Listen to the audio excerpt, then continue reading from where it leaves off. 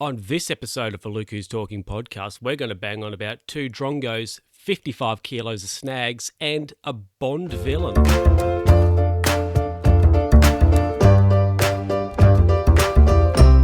How you doing out there? Welcome to yet another episode of the Luke Who's Talking podcast. This is the third or fourth. What do my notes say? It says episode 2, which will actually be the third one because we had that introductory episode. But anyway, who cares? Let's get into the story. So this was about last week at time of recording. I was on my way home.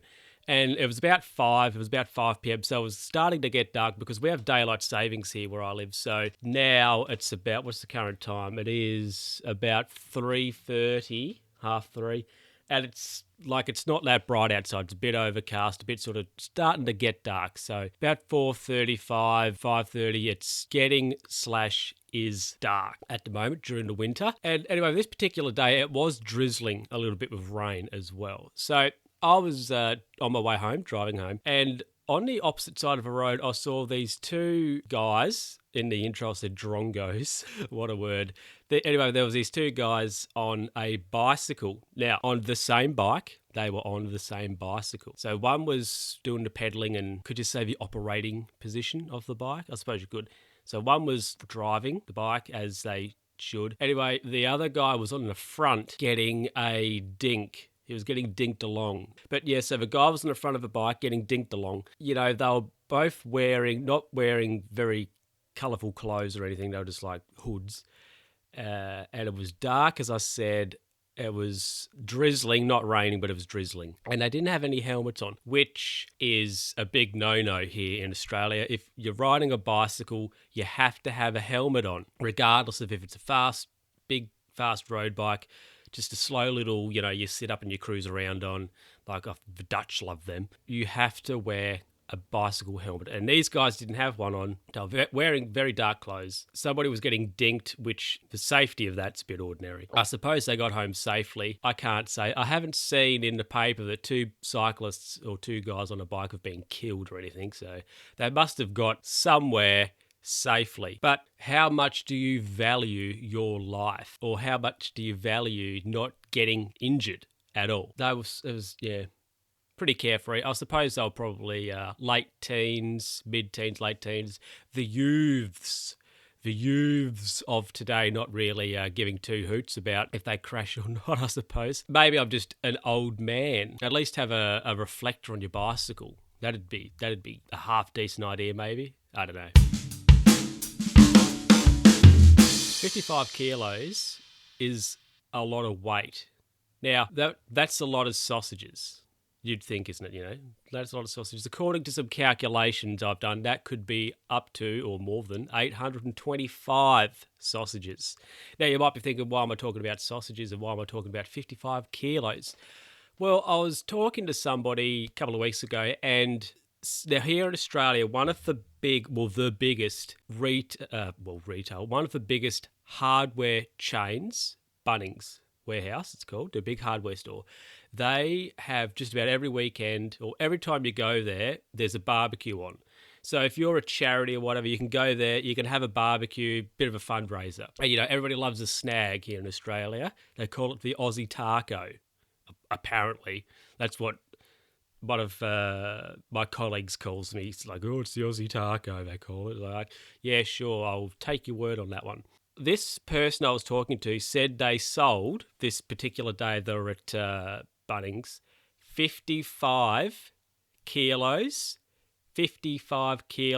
of sausages. 55. Now, let's just think for a moment, how many sausages, what does a sausage weigh, and how many sausages go into a kilo, and then that by 55. I did a little bit of Googling, I actually Googled how much does a sausage weigh, and I saw there were some stats. For a regular snag, they reckon it weighed however much, which means there was X amount of kilo. So my calculations tell me that there, in 55 kilograms of sausages, that is a number of 825 sausages. 825 snags. That is a lot of sausages. So they sold 55 kilograms of sausages. That means that they could have sold up to 825 individual sausages. And if you're selling them for $2, $2 each, that's over $1,600. So that's a decent fundraiser, you could say, $1,600. That's all right.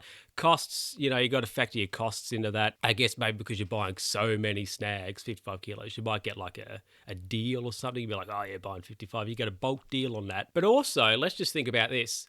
If they've sold, we'll say 825 sausages, that means that particular Saturday, Bunnings, a regular retail store, hardware store, had at least that many people go in to the store. At least 825 people in that store on that day.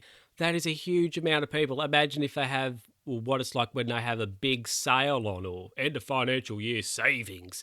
How many people would they get through a day? It's just a regular Saturday. They got at least 825 people because we reckon that they sold at least 825 sausages.